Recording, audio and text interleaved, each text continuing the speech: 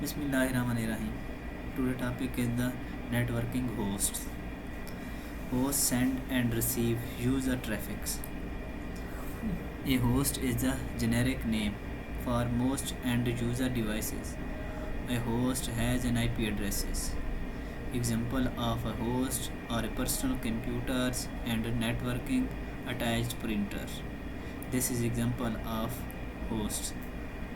Two switches and connected with the server, and one laptop connected to switch, and webcam connected to laptop, and network printer connected to switch, and other switches connected to PC, and one scanner, one PC connected one scanner, and one local printer connect the PC. The network components that you are probably the most familiar with are host and shared hierarchical. Remember that hosts are any devices that send and receive messages directly across the network.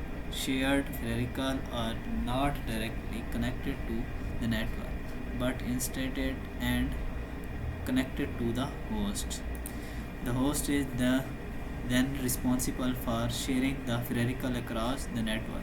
Hosts have software configured to enable people on the network to use the attached hierarchical devices. The network devices as well as the networking media are used to interconnected host.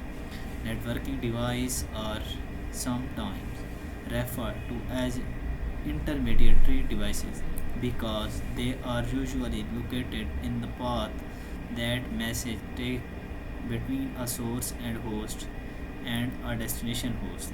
The term networking media describe the cables and wire used in wired networks along with the radio frequency waves used in wireless network.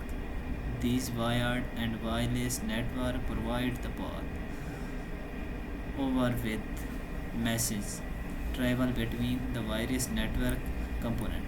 Some devices can play more than one role depending on how they are connected. For example, a printer that is directly connected to host.